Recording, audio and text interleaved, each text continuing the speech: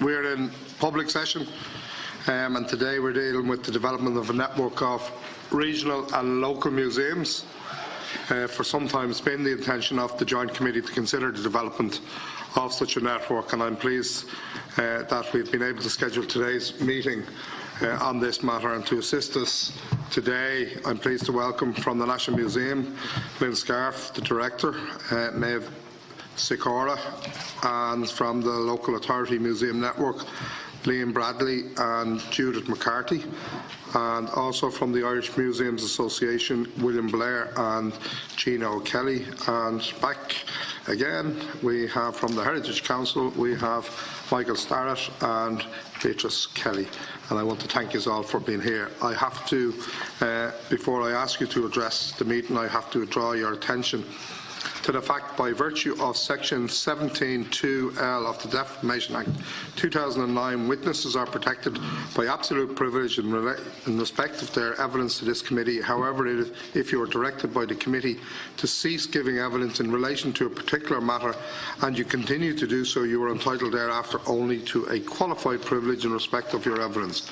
You are directed that only evidence connected with the subject matter of these proceedings is to be given, and you are asked to respect the parliamentary practice to the effect that, where possible, you should not criticise or not make charges against any person, persons or entity by name or in such a way as to make him or her or it identifiable. I also wish to advise you that the opening statement and any other documents you have submitted to the committee may be published on the committee website after this meeting. Members are reminded of the long-standing parliamentary practice to the effect that they should not comment on, criticise or make charges against a person outside the House or an official either by name or in such a way as to make him or her identifiable.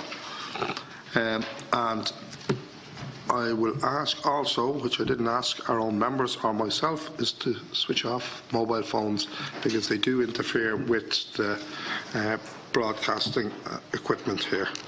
So if people take the chance to do that. So I want to first of all invite the Local Authority Museum Network to make the presentation. I don't know whether it's Lynn or Niamh. I don't know which he is. Or Liam, sorry.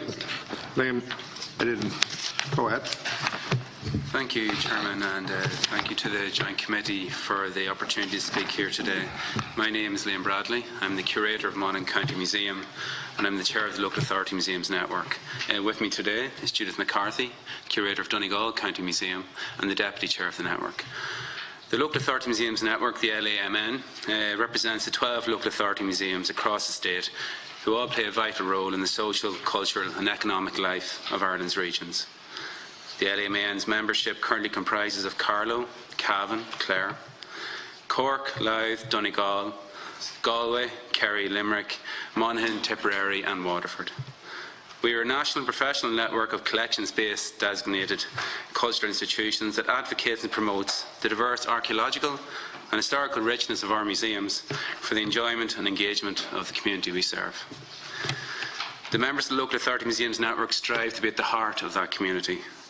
During the recent Ireland 2016 commemorative programme, the LAMN worked with partners in local government, including Heritage, Archives, libraries and arts, to successfully facilitate a national discussion through a diverse programme of exhibitions and events about not only what the Rising was about and when it happened, but most importantly, why it happened and who were the people from their own localities who were involved.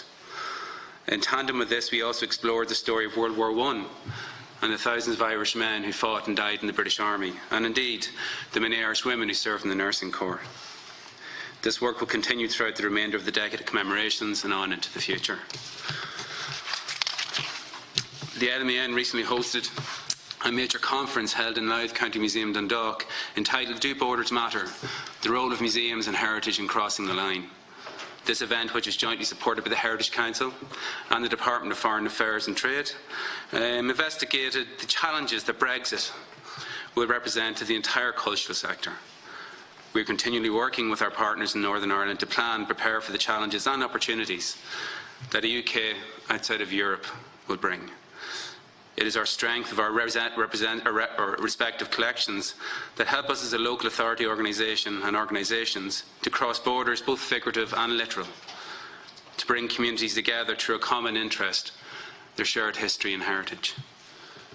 Collectively, the local authority museums serve a population of over 2 million people, attracting 500,000 direct visitors each year, with a far-reaching impact in schools, communities and voluntary organisations across the country. We also play a significant role as engines of local and regional tourism, working with Fáilte Ireland to support the cultural identity and image of Ireland to overseas visitors. Through this work, the local authority museums have helped to instil a sense of local pride of place. We have been in discussions with the Department of Education and Skills as we prepare for the requirements of the new Junior Cert History cycle, as well as advocating for the reinstatement of history as a core subject on the curriculum. The LMAN plays a vital role in preserving the archaeological heritage of the country as well. The members of the LAMN are designated museums under Section 19 of the National Monuments Act and Section 68(2) of the National Cultural Institutions Act. Under this legislation, each museum is legally entitled to retain archaeological objects on behalf of the state, objects which are deemed to be predominantly local rather than national interest. We also liaise on an ongoing basis with the National Monument Service to ensure ongoing preservation of archaeological sites and monuments in our own regions. The members of the LMAN strive to achieve best standards across all areas of museum work.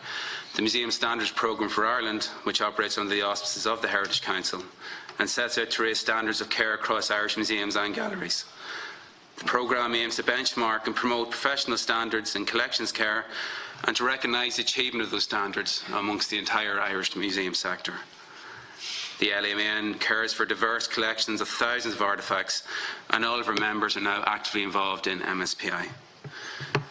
Creative Ireland has become one of the key drivers of creativity in Ireland. Through our various local authorities, we are actively involved in the committees which are managing this national initiative at a local level. As we look to the future, we will be advocating for review in current national funding for regional museums, rather than small, directed amounts for once-off projects. A larger fund which encourage partnership with other organisations, both regional and national, and also the further use of new technologies will benefit a much greater sector of society. Along with the National Museum of Ireland, we are also investigating the possibility of making representation to the Department of Culture, Heritage and the Gaeltacht to review the current fund available under the Mobility of Collections scheme, which provides aid for regional museums wishing to take loans from one of the major national cultural institutions. At present, Chairman, members of the committee, we are 12 local authority museums in the state. The first opening in 1974, the most recent one in 2012. We hope in years to come to see that number grow. We will be investigating how we can progress this and a number of other objectives through 2019 as we consult with a wide range of organisations, including the Heritage Council, the National Museum and the Irish Museums Association, when we develop our new strategic plan.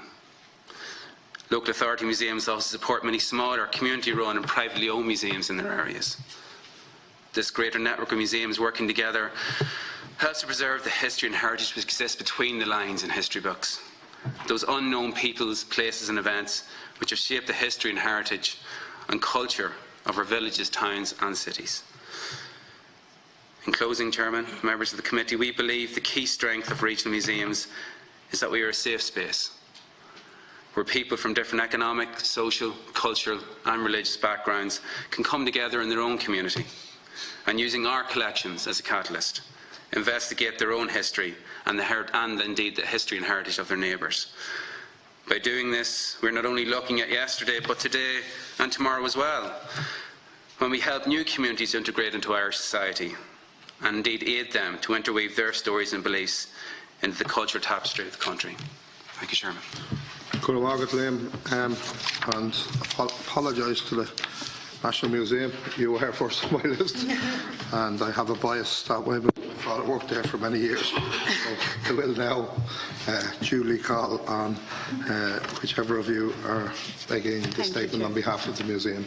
Lynn. So thank you to the Chair and the committee members for the invitation to come and speak to you today on this very important topic to the National Museum and all of our colleagues here. To give you some context, the National Museum of Ireland is Ireland's largest national cultural institution with 4 public sites, 3 in Dublin, our Natural History Museum, our Museum of Archaeology and our Museum of Decorative Arts and History, and 1 in Castlebar, County Mayo, our Museum of Country Life. The National Museum of Ireland additionally manages a 20,000 metre squared collections resource centre in Swords, which houses our collection, ensuring that it is available for research and scholarship. The National Museum collects, conserves and interprets the largest holdings of portable heritage in Ireland, over 4 million artefacts and specimens. We welcome over 1 million visitors per annum, and visitor numbers have doubled since 2004 and continue to grow despite a significant reduction of about 40% in budget between 2004 and 2016. 1.42 million increase in budget allocation over 2017 and 18 has initiated the process of readdressing this prolonged period of deficit, and we welcome the continued focus of the Department of Culture, Heritage and the Gaeltacht and Minister Madigan to increasing funding in arts, culture and heritage sector, and equally the opportunity to speak to the committee members today on this aspect of the museum's work, which is very important. Under the National Monuments Act of 1930 to 2014, the National Museum of Ireland is the state's repository for archaeological objects and cares for them on behalf of the state. There are currently 168 staff employed across all of our sites, and we have a national remit to work with the 12 local authority museums that are designated as places of deposit for archaeological objects of local importance. And this is supported through an assigned designated local museum liaison, our head keeper of the Irish Antiquities Division, Maeve Sikora, who joins me today. To give some kind of insight into the kinds of collaborations that we have with local and regional museums, we have a very rich and dynamic relationship with the network of regional and local museums, upon which we are very eager to build. And in fact, this is a very opportune time to present to the Joint Oireachtas Committee, as our recently published Master Vision reinforces our commitment to local and regional museums, stating as a key objective the proactive development of regional partnerships to deliver a truly national service. Collaboration is a core value of the National Museum, and it's supported at a strategic level by the National Museum of Ireland Board. And collaborations with local and regional museums through collection loans, exhibitions, education, outreach programmes are a priority and crucial to achieving our ambition of a truly national service. So to highlight some of the key areas underpinning these collaborations, there's a legislative role which falls under the National Cultural Institutions Act of 1997, whereby the Director of the National Museum of Ireland can designate a museum as a place of deposit for archaeological objects of local importance. All archaeological objects found that have no known owner are state property, and finders are obliged to report their discoveries to the National Museum or to a designated museum. And the National Cultural Institutions Act of 1997 additionally outlines the manner in which the National Museum of Ireland facilitates collection loans and enables the Director to place an object in the care of a designated museum. Beyond the legislative role, there is also significant activity across collections and operations. So the National Museum additionally facilitates loan requests to local and regional museums from the national collection. And with my statement, you'll see there was an appendix which lists out some of the loans that are currently distributed across this museum network. We also provide advice, support, collaborate on issues of conservation, security, collection management and care, exhibition and interpretation, both at an individual level and also crucially through regular network meetings with the local museums network group. We also programme events and outreach. We facilitate talks and lectures and research by key staff members across local and regional museums. There are numerous benefits to this relationship across all parties involved, and the network of local and regional museums and our collaboration with the same is really critically important to the delivery of the vision of the NMI. Over the years, staff in the National Museum of Ireland have actually been heavily involved in the setting up of local authority museums, and it's through these relationships, both at an institutional level, a network level and an individual level, that the NMI can ensure that the national collection reaches a wider audience, that local and regional communities are informed of the statutory role of the museum in relation to archaeological finds, and crucially that we're enabled to connect more with a wider audience, enabling their participation and feedback on our programme. And finally, that we continue to grow awareness of the richness and the importance of Ireland's cultural heritage. The establishment of the Museum Standards Programme for Ireland, which is led by our colleagues in the Heritage Council, is a crucially important step in enabling best practice standards across museums in Ireland. And while advocating for these standards across the sector and the resources that are crucially required to support them, the National Museum of Ireland is also itself in the process of MSPI accreditation.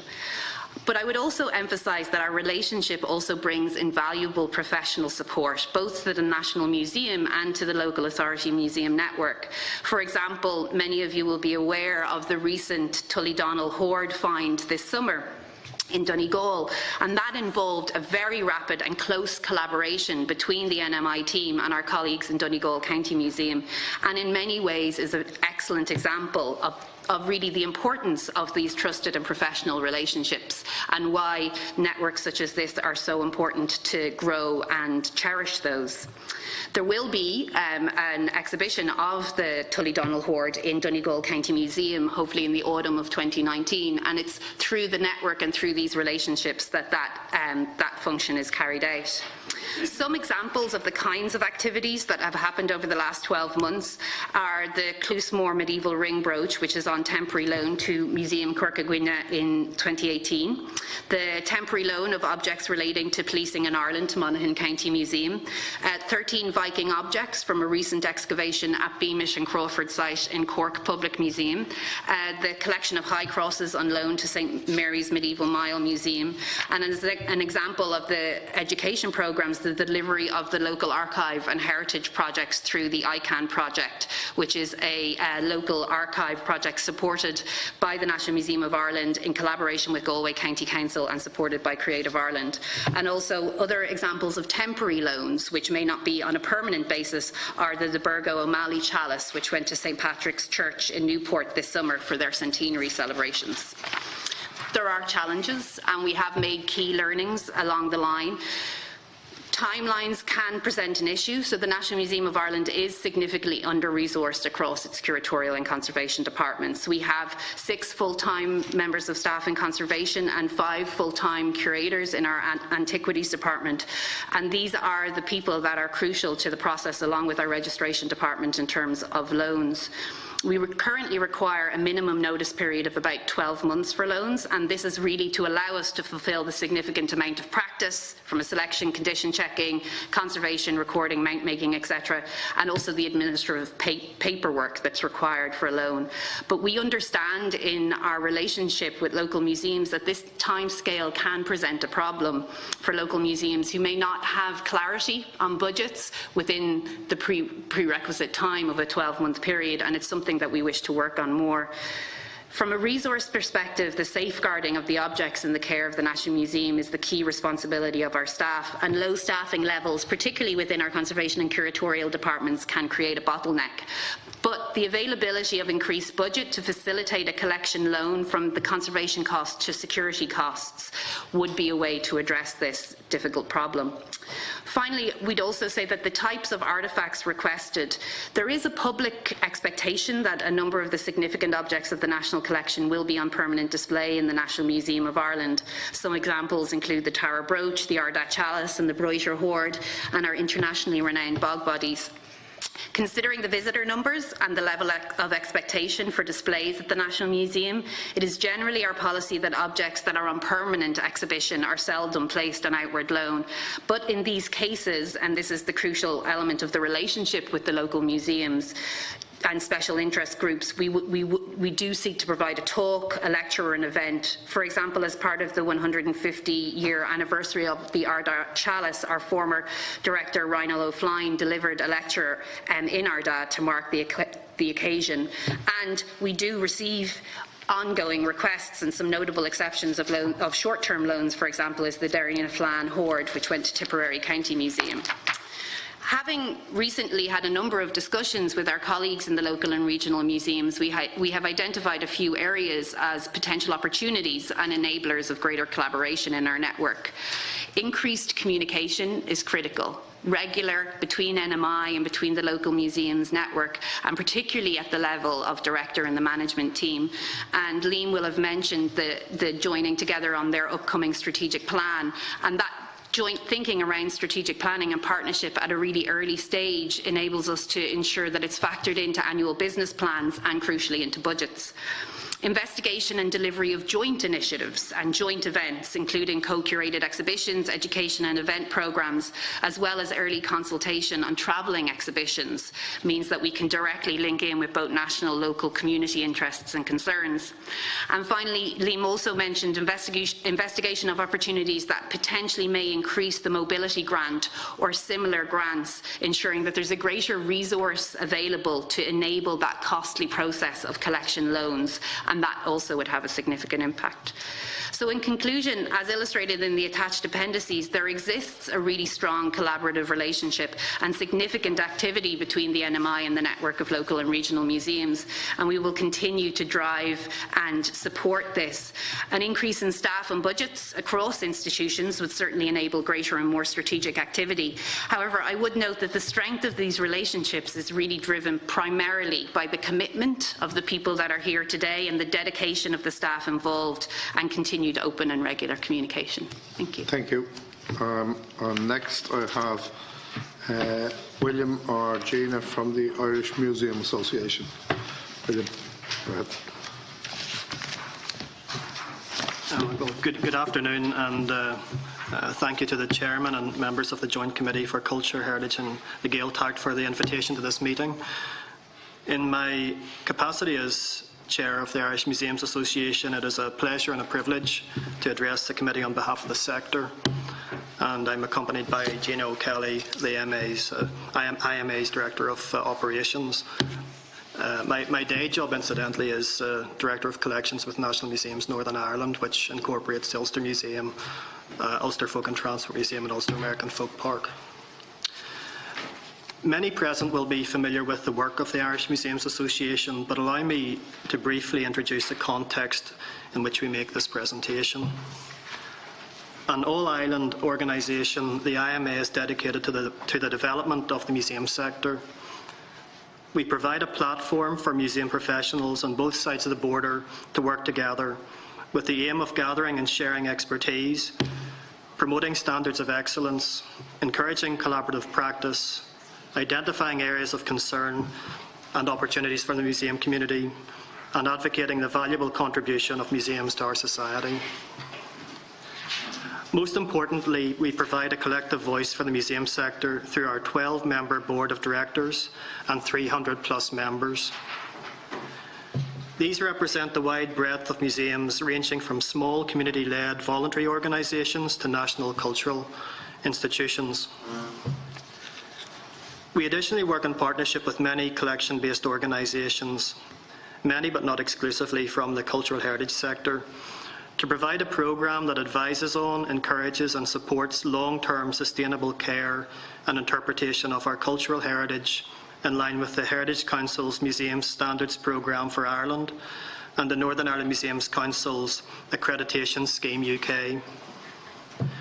We provide continued professional development and networking opportunities, advocate for museums on a national and international level, and carry out valuable research.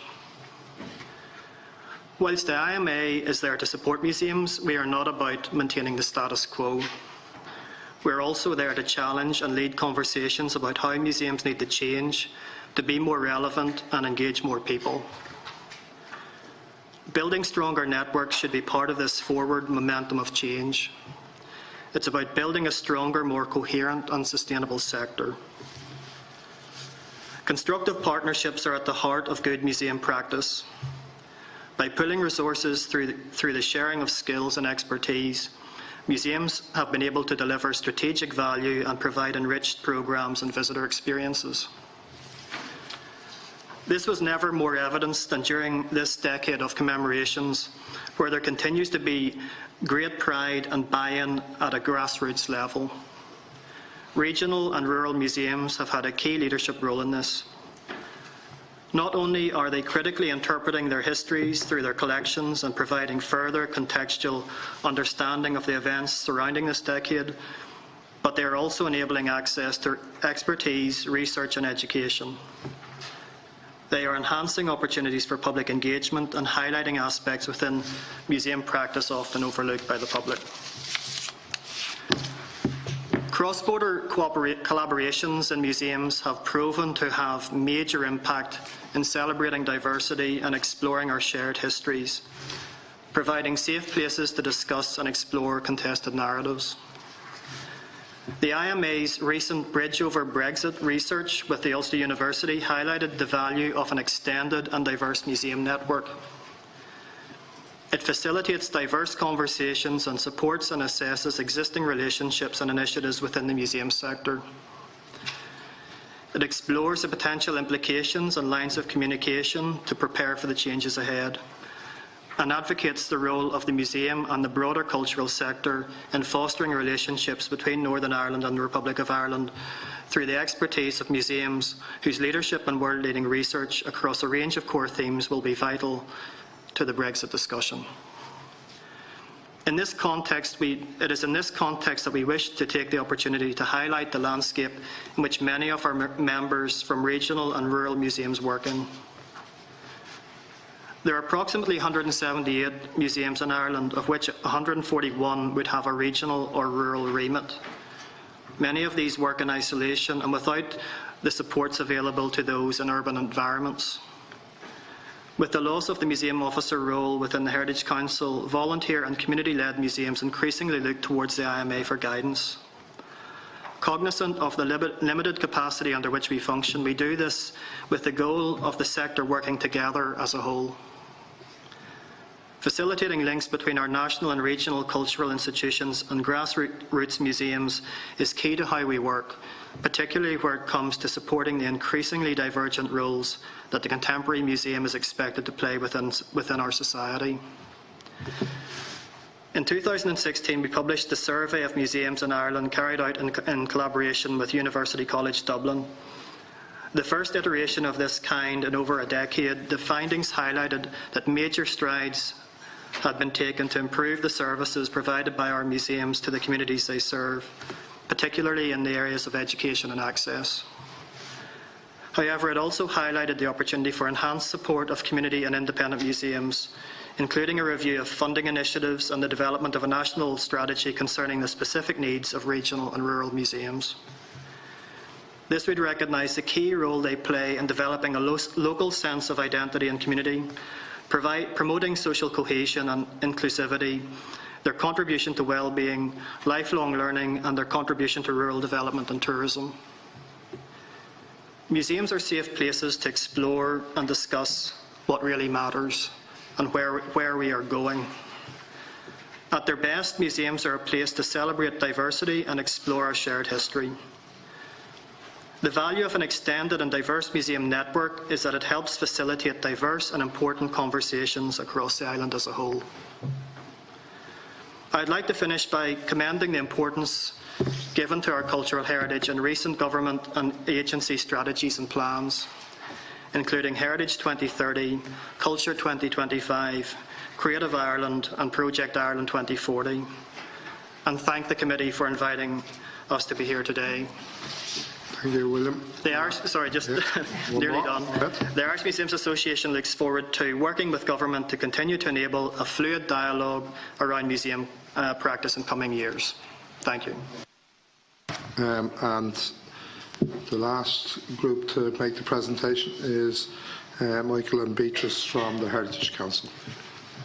Chairman, thank you very much for the opportunity once again to address the committee. And in introducing Beatrice, who will give the bulk of this, I want to say, first of all, that this is actually the third occasion in recent times that such interest has been shown by the committee in the work of the Heritage Council, in particular on behalf of the sector, and I really welcome that and hope that it will continue in the years to come. Previously, when we've addressed you, we spoke specifically about natural heritage, and Beatrice sat with me on that occasion as well. And more recently, we spoke about the Council's new strategic plan, Heritage at the Heart, when I was accompanied by Mary Burke, a member of the board, who's actually here supporting this presentation again today. In that plan, Council emphasises a broad view of heritage. In the section Why Heritage Counts, Council makes it very clear that heritage is the actual foundation of culture, that it is the steady pulse of contemporary Ireland. It encompasses not only narrow definitions such as buildings, monuments and museum pieces, but also the distinctive landscapes, native wildlife, woodlands, literature, folklore and crafts, all elements which we touched on before. Tangible and intangible, personal and collective heritage is at the very heart of Irish society. And what Beatrice's task now is to make that clear in terms of the work that we do in support of the Museum Standards programme. So, Chairman, I'll ask Beatrice to pick up the thread. Thank you. Great. Thank you very much for the opportunity to speak to you about the Museum Standards Programme for Ireland. As you've gathered, it's an initiative of ourselves, the Oireachtas, and the overarching aim really is to support museums, including galleries as well, in telling their stories and caring for collections through a targeted training programme and an accreditation scheme. It's a voluntary scheme, and there are now 64 sites actually taking part in the programme. We started with about 14 in 2007, and these range from small voluntary museums in rural areas to national institutions here in Dublin, across the road. There's no regulatory basis or national policy for museums in general in this country, and this voluntary approach we take here, I mean, we have legislation for the national institutions, but not actually for museums. So this voluntary supportive approach taken by the Standards Programme is a bottom-up, demand-led initiative which allows the application of international standards to museums of all types across Ireland. So it goes, we have participants from Healy-Rae's Copper Mining Museum to the National Gallery of Ireland and into Northern Ireland with the Museum of Free Derry. So the Standards Programme has resulted in much higher standards of collection care and visitor services and robust museum management across all participating museums, and in turn this has spurred others to want to join in. On the visitor side, the MSPI site last year received, at a conservative estimate, over 6.5 million people, and those are based on figures from Fáilte Ireland as well as the participants, so it's quite a sizable group of number. But what does the programme actually do for the museums and collections? And I'd say that, you know, joining the programme has allowed a lot of, particularly the smaller and community-based museums, to take part in a network of their peers, to receive mentoring and free training. This is all without cost, but carried by the Heritage Council, to raise professional standards in the services they offer to the visitors as well as to the care of their collections. As museums become accredited, they in turn become mentors either within their own area or to sort of their areas of interest. So, for example, we have Muckross House has been mentoring Healy-Rae in relation to some of their paper-based collection. Knock Folk Museum in Mayo has mentored the Michael Davitt Museum as well on a number of aspects. And Tipperary County Museum has been mentoring Athy, a Heritage Centre Museum as well. So there's a great crisscrossing going on. Over the past 10 years, the Council itself has put on over 70+ training workshops, giving institutions access to workshops free of charge on subjects relating to collection care, education, exhibition, museum governance and management, and visitor services. In addition, the Council offers bursaries to museum staff and volunteers to take part by distance learning in the University of Ulster's postgraduate diploma in museum practice. This obviously benefits those particularly in perhaps remoter areas, so we've had participants in this from Museum Corcagina, from Healy-Rae's Copper Mining, and also Athy as well, the Heritage Centre, as well as others. In the past 2 years, the Heritage Council was in a position to offer a grant scheme totalling about €45,000 aimed at collection care within the Museum Standards Programme institutions. These grants allowed institutions to carry out specific conservation work on specific objects or to improve display or storage facilities. But sadly, we're not certain at this time of writing or speaking whether the Council will be in a position to continue this next year. But as a result of the Standards Programme, there are now hubs of museums' expertise throughout the country. There is a level of visitor service, interpretation and collection care. The levels have been raised beyond recognition. This work has been achieved by a single coordinator, Lesley-Ann Heydon, who is with us today for the programme, helped by an advisory group, a panel of assessors and the oversight of the Heritage Council itself. The annual running costs are in the region of €115,000 per annum.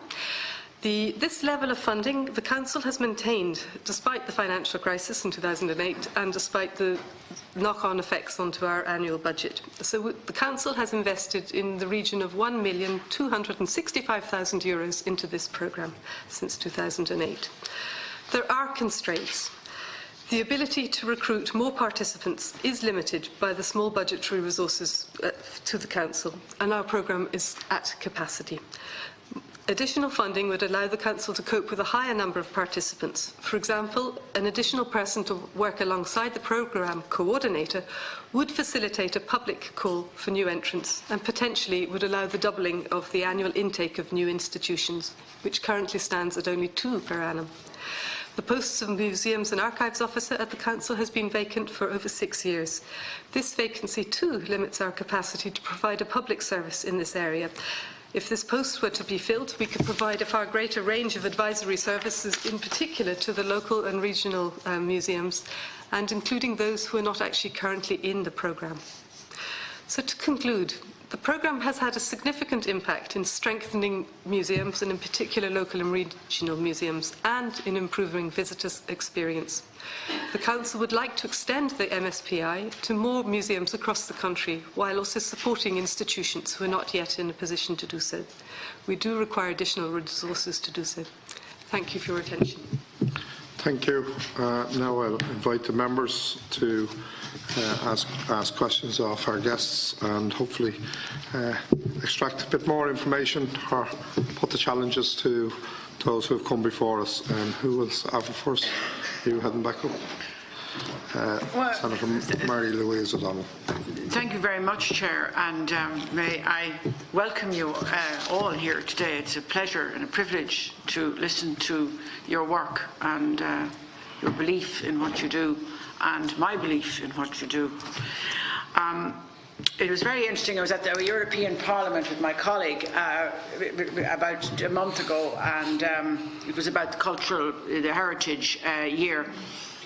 And it was very interesting, the amount of countries who, their wonderful sites and heritage sites and religious sites were being desecrated, you know, or one country was mentioning one of them had been turned into a supermarket without the knowledge of the people. So I felt that when we were coming away that we had some better sense of preservation, you know, that we had at least a conversation around it, and that arts and culture and heritage play such an enormous role, and I agree absolutely with Beatrice and with Michael that they play such an enormous role in who and what we are, and they're above politics, and it's the one place in the theatre that you can find the truth out, and it's also the one place within arts, culture and heritage that the truth can be explained to you and highlighted in a way that is balanced and beautiful and majestic and artistic.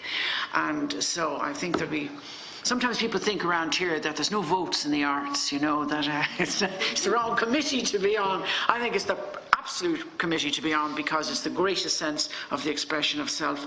And anyway, also if you look at people, I was very interested in what you said about North-South, because if you look at people like Seamus Heaney, what he did for culture, North and South, and language, if you look at James Clarence Mangan, if you look at Moore, if you look at any of the great artists from North-South, they never thought, or Palestine, the Divan Orchestra, they never thought of who and what they are, they just thought of the arts and culture and heritage.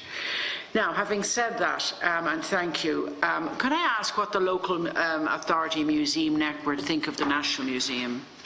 And how you looked awful sad up there, the whole lot of you. You know, do you have things you'd like them to think about, or things you'd like them to get involved in? And could you maybe mention one or two things that you'd like to do together, or that you are doing together, that you might explain about? Can the National Museum tell me what is the government and the Department of Culture and Heritage, because everything's now under the canopy of culture, and we're not allowed to mention cats anymore, the naming of cats, like arts. Not allowed to say that. You have to say culture. Could you tell me what the Department of Culture and Heritage is doing or not doing to help you? Where are the gaps? And don't mean in an accusative way, but where are the gaps you'd like to see filled in? I mean, obviously one of them in the Heritage Council was a whole area of vacancy that you haven't been able to fill. So maybe you just talk to me about that. Could somebody tell me why the wonderful Michael Davitt Museum in Strade is not open? Yeah, maybe we could talk about that every time I pass by. And also, could you just talk to me also about the no legislation within the museum structure, legislation generally within structures, but no actually specific. Sometimes I feel you're better off without it. Get on yourself, because your report is excellent. There was one other. That's just a general, and please feel free to answer me generally. But coming here is very important, and it's very important for us to hear about your great work. And we're really a conduit to where the power is. And don't leave without telling us what you need, or what the gap is, because there's a lot of speeches, but I need to feel what can we do here to highlight this for you, or how can we bring this together, or what is the way that you need us, this route we need to go down to help you get what you want, or get what you feel is necessary and that we mightn't be listening to. And also the cooperation, I hate that word synergy, but between each other. Okay. That's just general. Thank you. That's the start anyway. Who wants to take the first question? Okay, Liam. Thank you, Senator. If I seemed a little bit dour, it's mainly because I'm suffering from a severe case of man flu. But I'm not. Well, you won't be able to get any man tissues anymore. Just wanted to put. They fit the dust. I wanted to put it in context. I'm usually a lot happier. The question around what does Éamon think of the National Museum? Well, from a personal point of view, I've always loved the National Museum. Visiting as a child, the reason I'm in museums is because of all the many tours we were taken to the National Museum on. It was always seen as this monolith that was somewhere that had to be revered and respected, which it is, and Lynn has touched on it, what the strength is between us is the personal connections and the personal relationships. We've always said that it's not Monaghan County Museum or Donegal County Museum contacting the National Museum, it's Liam or Judith contacting Lynn or Maeve, and that's, I think, one of the key things. The museum sector is quite small in Ireland. We all tend to know each other rather well, so that is a positive, and it doesn't mean that you break down through that sort of barrier of a large national collection. In relation to what we think of them, our relationship with the National Museum has only grown in the last number of years. It would be truthful for us to say that as a network we weren't really focused enough in regards to reaching out to other national constitutions. We were doing it individually, as individual museums, but not as a network. So we have done a lot of work in the last couple of years, and more recently again with Lynn and with Maeve, in developing that relationship, and where we are now is a lot more healthy. We are definitely in a stronger place strategically as well on both sides of the aisle. So we'd look forward to a much bigger relationship which doesn't just involve loans, where it's not just us contacting loans and returning loans, there are other things. And then answer the other part of your question in regards to what are we doing together. We're looking at a famine project as a potential one for the next couple of years. There's obviously a huge story to tell there, both nationally and regionally, and that's one thing that we are looking at. We have already reviewed it. It does come back to funding, unfortunately, but there is a will there to do something on that, and we feel that both a national story and then that linked into regional story is important. The mobility grant we've already mentioned, that's very important. If we're going to move forward with moving more objects out of the National Museum and getting them to regional museums, that mobility collection does need to be reviewed. It's quite a costly process, and as Lynn has mentioned, it is a challenge to plan ahead quite a bit when you're a local authority museum. The resources are limited. We tend to plan about a year and a half typically. So with that lead in for loan requests, it can be challenging to get in on time and get everything that you need, and of course there are issues over availability and conservation. But the mobility grant is key. We do need more there to do more. And then the new strategy, the master plan for the National Museum is just finished. We're coming to the end of our current strategy. We'll be reviewing the next one, and because of the strong relationship we enjoy now at the National Museum, and indeed with a lot of the other national cultural institutions, we'd look forward to a lot more of a combined approach as we go forward into the future. Thank you. Thank you. I think, Senator, your question about, specifically around the National Museum of Ireland and, what does it need from the Department of Culture, Heritage and the Gaeltacht, particularly in terms of the topic that we're here to discuss today. I think that you'll have seen from what we've been talking about, there's a significant amount of resource involved in collection loans, in delivering programmes, in developing education and events or temporary exhibitions, and really it's people.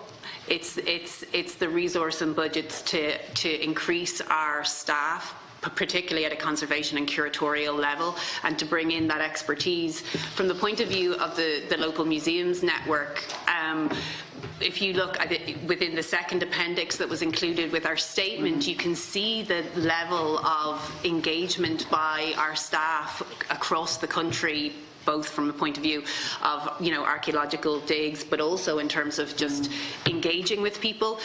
Those kinds of trips, that kind of interaction takes time, and it is a very small team delivering on a legislative role, but then also required to deliver on the role of a national museum as well.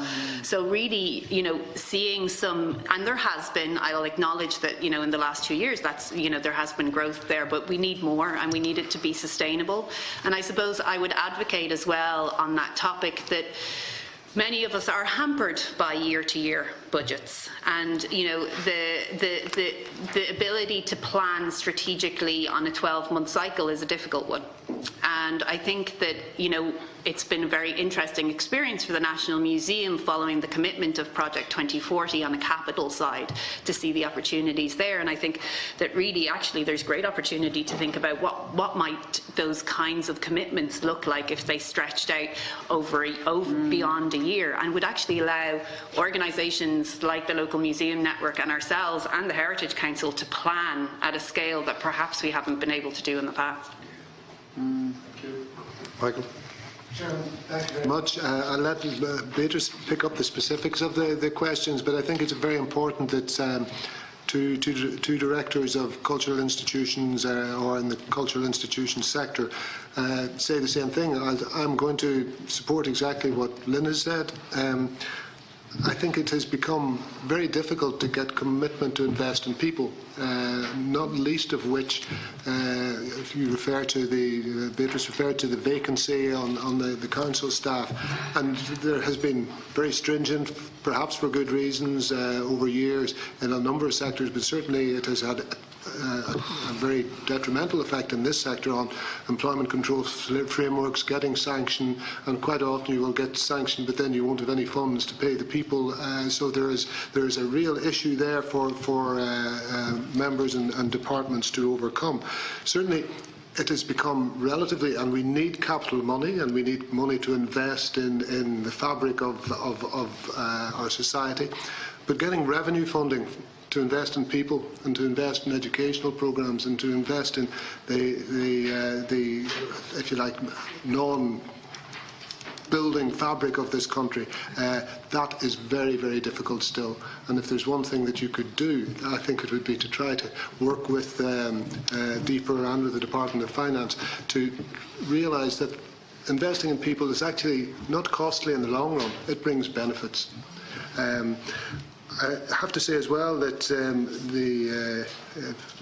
Beatrice referred to the fact that we may not be able to run a grants programme. We still haven't, the board still hasn't finalised its budget for next year, and that relates to a number of issues. From the Heritage Council's funding point of view, since the crash, which was referred to the last time we met here, and the 65% cuts, we've been dependent on receipt of money in mid-year from the Environment Fund.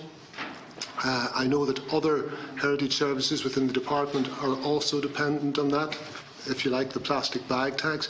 That has been diminishing, and as a result our ability to then transfer it into meaningful programmes is becoming less and less. And this year we had anticipated and expected 750,000 from that fund, which is about half what we got 10 years ago, and in fact we're going to receive 150,000. So we're left immediately with a shortfall, and that has implications for us in 2019 as well. So those are the sorts of issues, that reliance on something like the Environment Fund for heritage services, not only our own but within the National Parks and Wildlife Service and the National Monument Service, needs to be addressed so that it's not something that you're hearing about mid-year. So, Chair, I beg your pardon, Chair. You know, I mentioned to you earlier on, maybe the other speakers could answer, the Heritage Council could answer me when I'm back in 5 minutes. Is that all right, Chair? If they're happy enough to do that. Excuse me 1 minute. Okay. Senator Fintan Warfield. Thanks, Chair, and welcome to everyone to the committee. Lynn, I might pose a question to you. My boyfriend passed me on, there was a piece, I think, in the Financial Times at the weekend, just to quote it, as collections cannot be disassociated from the historic crime of colonialism, whether actually looted or not. There's just one appropriate course of action. The auditors insist restitution, the return of works to the rightful owners. And when, and this isn't, this very much includes our local networks as well. The idea of repatriation of what we can identify as stolen treasures or loot it could only begin with a national conversation, with the national display of those collections. But when when you speak about the NMI as a kind of as a state repository, should we be a repository for of these collections that are associated with kind of colonialism and that essentially will always be the heritage of Indigenous people around the world? It was a very interesting article, the one in the Financial Times that you mentioned. I read it myself at the weekend, and it's, I think, following Macron's statement, it's nearly 2 weeks ago now, and he was particularly speaking about French collections in relation to Africa and their return. I think, there's a lot of conversation right now at the moment amongst museums and our colleagues in the Museums Association. We recently had a conference in Belfast of which there was conversation there as well on this topic. Repatriation is a constant conversation that's happening within museums and within the cultural sector. It's a very current conversation. In terms of the National Museum of Ireland, from our perspective, the ethnographical collection that we have at the National Museum of Ireland is actually comprised of 11,000 objects, and those objects were mainly acquired during between 1760 and 1914. In the most part, that collection reflects Irish exploration of the world around that time, and I suppose what's interesting for the National Museum is that we currently are just coming to the final stages of a publication on that collection. And I think what's particularly interesting around the question of repatriation is the extent to which the wider community is aware of what a museum holds in its collection in relation to particularly ethnographic material. And so publications like that and the digitisation of those collections are crucial. So what I would say is that while this is not a collection or an area that the National Museum currently collects in, it is a collection from our past, and it is our responsibility to conserve and look after that collection. The repatriation of those objects is an ongoing debate and discussion, and the return of that property and the response to that is usually dealt with on a case-by-case basis, and usually that's from one cultural museum or cultural sector, usually museum to museum. For example, in 1990, the National Museum of Ireland permanently repatriated 2 Toimoko tattooed Maori heads to New Zealand and entered into conversations with them at the time around the collection that remained here.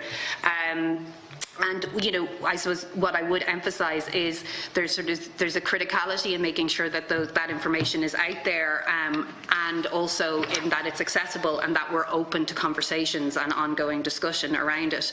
And we also give out on loan on permanent or temporary basis many of that collection. So a loan of 3 artefacts is currently at the Royal Academy in London as part of their Oceania exhibition.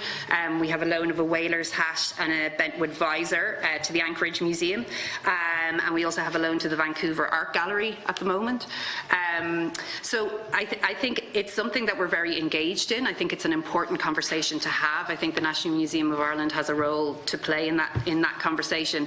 And it's interesting, on the way over here I was coming to meet Maeve, our head keeper of Irish Antiquities, and her office is right beside an exhibition that we currently have on casement, and it's the collection that's there is his collection that he actually came upon during his travels, particularly in Peru and around South America. And that has been a wonderful opportunity for us to tell the story of this particular individual and his work to tell the plight of people at that time during that period. So it is about thinking about the nuances of this conversation and how these objects, depending on where they are, can offer ways for cultural dialogue, can offer ways for new projects, for new research. But I think to your point, Senator, it is crucial that that communication happens and that it's open. So things like publication, more resource into digitisation so we can digitise those collections and care for them and get that message out is important. I think we're uniquely positioned to have that conversation because of our place in the world, but we can expect, did you say, a publication? Yeah, we're on specifically on our ethnographic collection. So those 11,000 objects, it's currently in process. Okay, thank you. But maybe I could correspond to you about it afterwards on the exact date. And it would be wonderful if you wanted to come and see some of the collection as well, if you have a particular interest in it. Thank you. On storage, the Project Ireland 2040 plan has been mentioned a lot. Is there space within that plan? Can anyone identify for storage, maybe a national storage site? Or where are we at with swords? That question is open to anyone. But is it fit for purpose? And is the are any of our collections at risk or at permanent risk because of swords? Well, I suppose I should speak to swords since it's the Collection Resource Centre of the National Museum. The care of the collection is the most important element of the work of the National Museum, and I suppose I would reassure everybody in this room that that is the safeguarding of that is the most important piece of the work that we do. In terms of developments around swords at the moment, that's part of ongoing conversations between ourselves and our department and the OPW. It is an important piece of our work, and we will make sure that we arrive at a solution for the collection that's sustainable and, crucially, I think, Senator, not only sustainable for the collection, but also offers an opportunity as a place and a platform for local museums, for other regional centres to come and engage with the collection as well. And I think there's two elements. It's about the safeguarding and security, but it's also about access. It's about people having an opportunity to engage with that collection and on-site. Yeah, and visit it. And I know that that Deputy Smyth was actually out on a previous invitation to the Joint Oireachtas Committee to come and visit that site. And it is wonderful to see the collection in that context. So we will constantly work to make sure that is open to more. Thank you, Lynn. Any of the other groups want to comment on the collection space and protecting their collections or their members' collections? Well, just through the Chair to address or add to what's already been discussed, I think the essence of the point that you make is really the importance of museum ethics. That the way that we think about the collections and work with our collections and use our collections has to be underpinned by a very strong ethical framework, which takes account of the issues that you've highlighted. The Irish Museums Association is currently working with our European colleagues through NEMO, the Network of European Museum Organisations, around the development of a code of ethics. I think it's very timely. I think one is required, and I think then it provides a sort of a strong reference point and framework to give consideration to some of these complex issues around the collections that we have. And I think there's also probably a need as well for an audit of our collections across Ireland to understand really what it is that we do hold, and establish a really strong kind of baseline in terms of what are the collections that we have across the island, and then to sort of understand how they can be, what issues they present and what the opportunities also that they present, and how maybe there are ways to strengthen and consolidate and also just deal with issues that may arise from a better understanding of what we currently hold. Just to echo really what both the speakers already said, the Senators asked a very pertinent question in that sense, that we've mentioned already the Museum Standards Programme, and that's something that all the local authority museum network has been involved in for many years now. For my part, since I began in museums nearly 20 years ago, we've been involved in the pilot study all the way through. And a core part of that is the collections care, and it's really benefited all of the local authority museums in going back to our respective councils and making that case for extra funding towards not only storage but collections care. It's that part of the story that really people don't see that often. We don't get the opportunity to bring them in and actually see that key part of what puts an object on display. But I suppose the point I really wanted to make was you can never have enough storage. You can never have enough space for more objects. I mean, we're collecting institutions. That's what we do. We have collections policies in place, and that helps us choose what we want. But that idea of collections management is just key to what museums do. It's the main part. We've mentioned already access to it, which is another part of the actual stores themselves. We find in a lot of the museums we're working with, certainly with our colleagues here as well, from Carlow and Tipperary Museum, the idea of getting access to the stores is such an integral part of the whole, I suppose, offering for a museum. And we do all the other programmes, but the key part we want people to constantly remember is that we are collections-based institutions. We're unique in that sense, I suppose, that we're museums. We have collections that will be stored there for this generation, for future ones. So that was one thing I just wanted to say in that context, that there can never be enough funding for storage. In that sense, you're always going to need more. There's always backlogs in regard to registration and management of those collections, but thanks to the Museum Standards Programme, that has really aided a lot of museums in making sure we bring those standards up to spec. Chair, can I just make one more? Just one more, please. Smith wants to get in on next. that museum standards, is something that Beatrice alluded to, was the lack of legislation in the area. It seems notable that you mentioned there's no local museum legislation. I mean, I'm sure there's other legislation that would apply, but where the standards are in place, none of that would be legislative or... Okay. Yeah, I'd be interested in working on that. Cheers. Thank you. Go ahead, please. Thank you very much for that question. I suppose, just to make clear, I'm not necessarily lobbying for legislation on it, but there is, I suppose, a sort of a void of a lack of sort of policy framework around museums in general. So literally any of us can sort of set ourselves up as museums if we so chose. What it does mean is that the definition of a museum takes into account, obviously, the educational side, the collecting side, the care side, and the research side. So there's this long-term care for the public good. In a way, if there was a sort of policy framework that could possibly be developed through some of these initiatives you have at the moment with Heritage 2030 and even Culture 2025, the areas where we could end up with a, let's say, a framework or definition of a museum that is sort of recognised, as it were, on a state basis, rather than necessarily needing more legislation. Legislation doesn't necessarily always. Yeah. Maybe the Museums Association might like to comment on that too.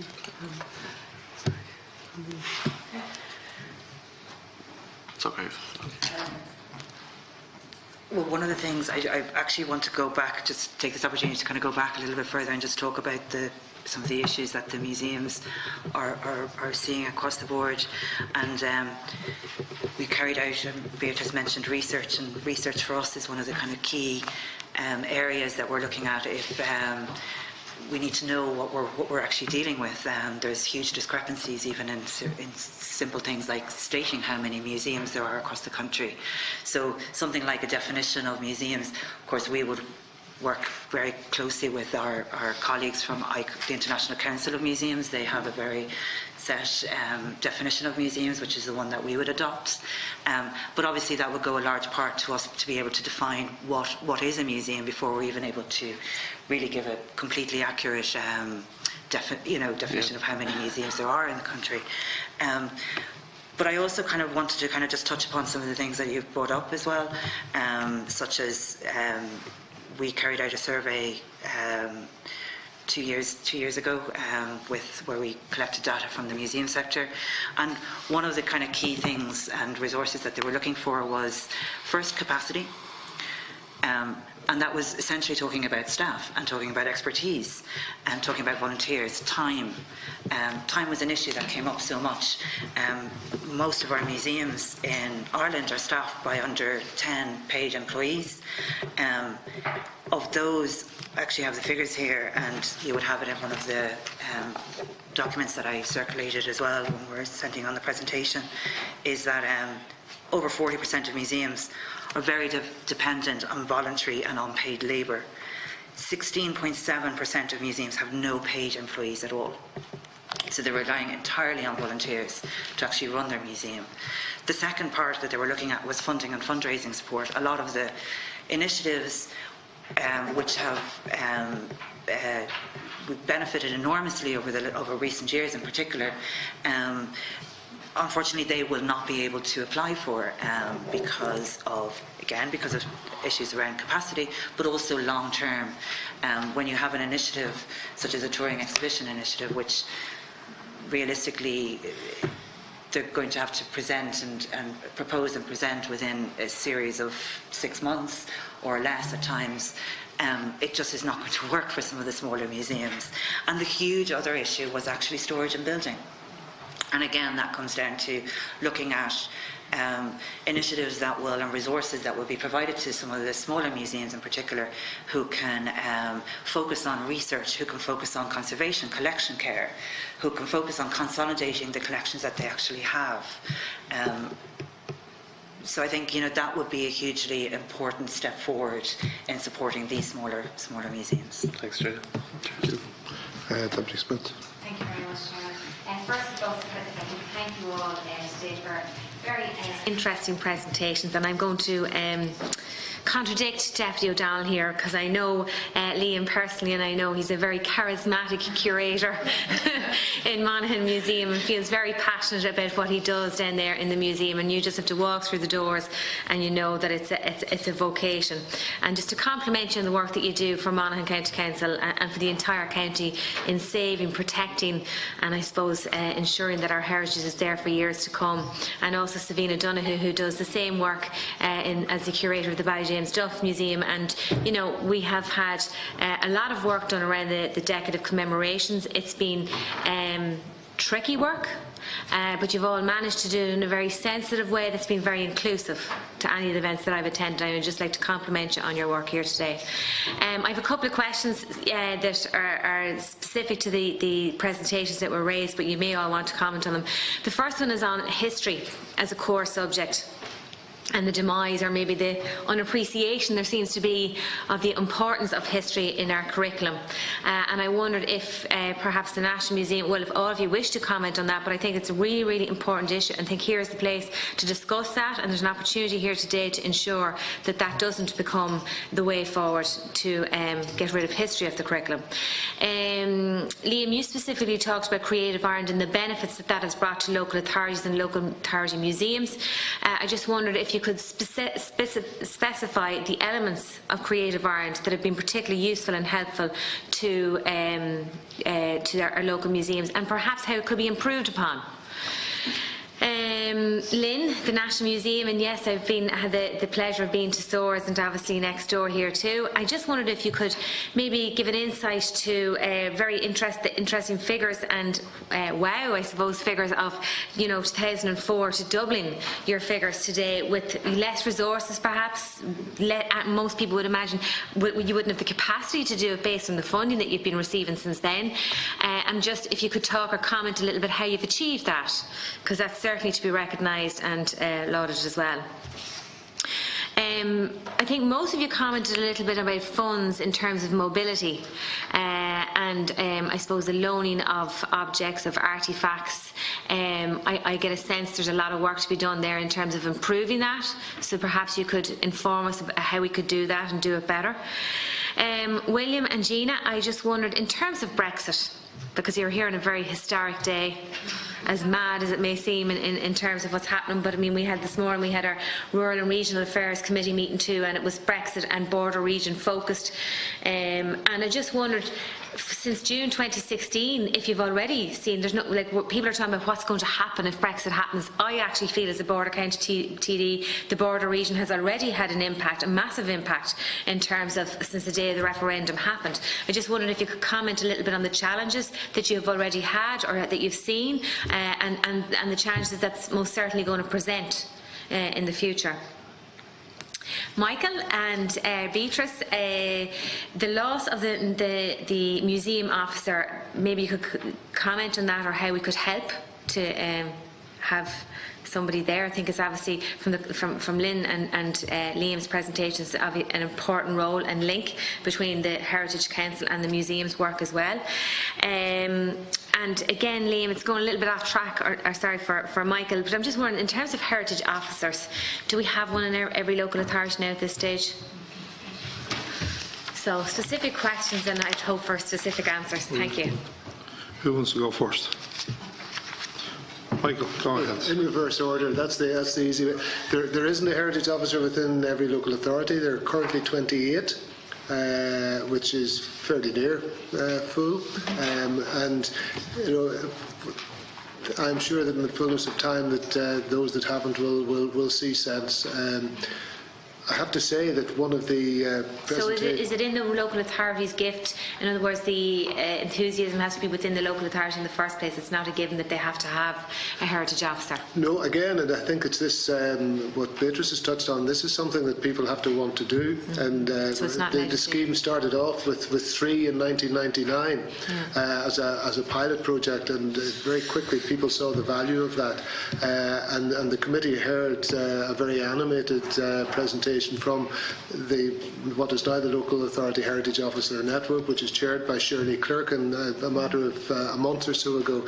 And one of the really supportive things that the committee identified was moving the heritage services within the local authority to the next level by trying to secure funding, encouragement, people, so that we could develop an assistant post for the heritage officers, because as you know, within the local authority there are one individual and they reach out to so much and they have an enthusiasm, but if the local authorities really want to develop that, then they need encouragement and support to do it, because you know that they are stretched. And we still maintain, and I think it's very valuable to maintain it, despite our own precarious financial situation, 25% funding for the Heritage Officer post through the local authorities. That means that we can keep the network tight and working together, and provide the sort of training for that network that Beatrice has alluded to for the Museum Standards Programme. So there's a few gaps to fill, but the progress over the last decade, the last 18 years, has been really tremendous within the local authorities, and our partnership with local authorities is central to that. In terms of the specific vacancy you refer to, Beatrice, do you want to say anything, or will I? It's been there. It's caught up in the employment control frameworks. Is caught up in getting sanctioned. That vacancy has been within the council now for 6 years. We just last week filled one for a wildlife officer that has been there for 5 years. So trying to operate as we do with a small staff and not having that level of skill and expertise to animate and share with the people behind does put it in an awful stress. And I have to pay tribute to Beatrice, because she's carried a lot of that for the council in the absence of a museums officer. Okay, thank you, Michael. William or Gina? I would actually like to pick up on the issue of Brexit and the museum sector, and again, this is something that the Irish Museums Association very deliberately has been working on over the last year and a half in particular. With one of our colleagues from Ulster University, we would work quite closely with academia at third level to produce research. We have been working again on, produced a report earlier this year on the impact of Brexit on the museum sector. Bridge Over Brexit is a programme that's still functioning.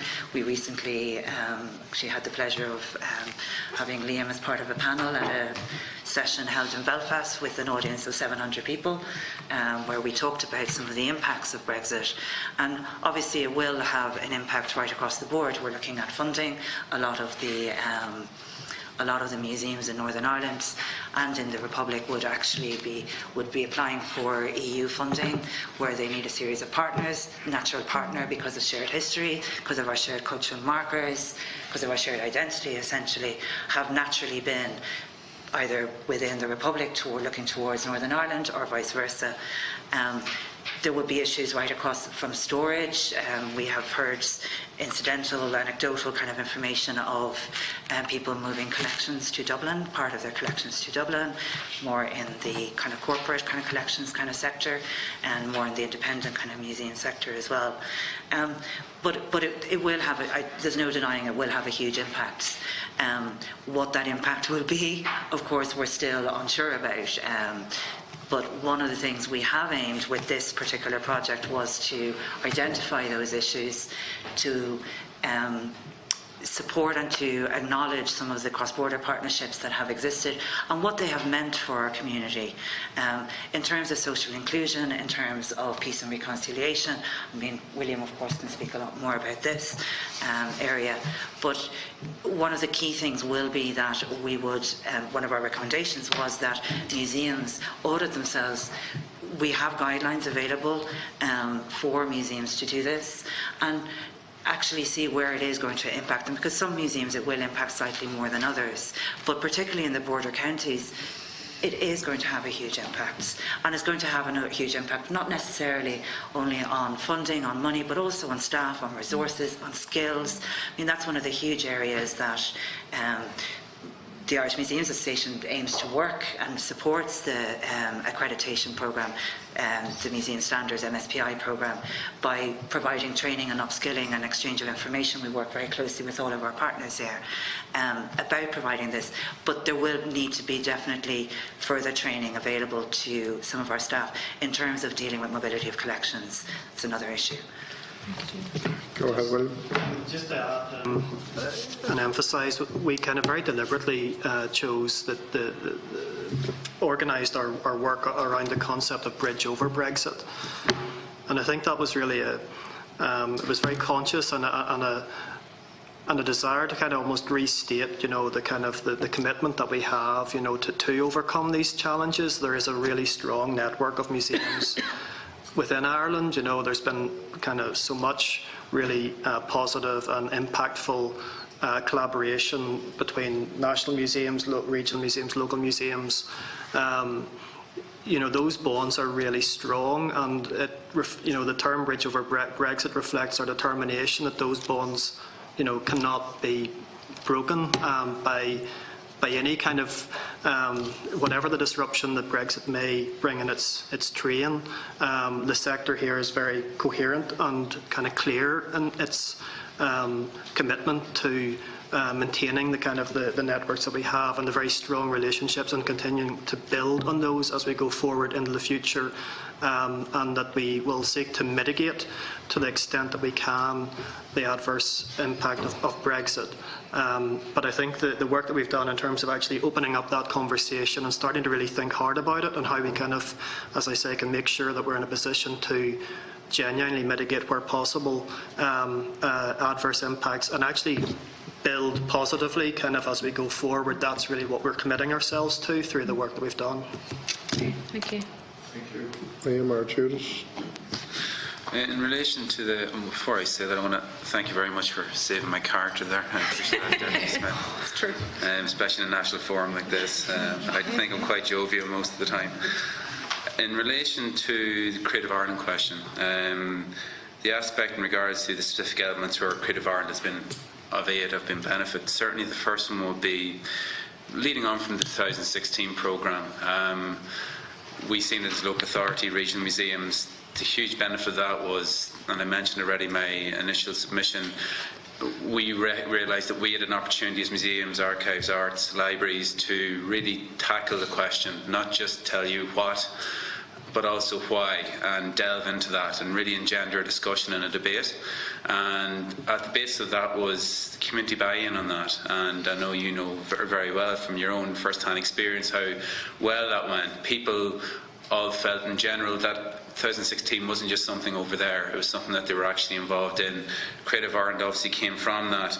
Initially, I suppose it came out as quite a nebulous thing in regards to the perception it had locally, and even within the local authorities. You know, exactly what is this, what does it mean, and how do we nail this down? It isn't directly 2016 focused, it's a much broader spoken what is creativity, and it led on to the whole discussion around what is culture.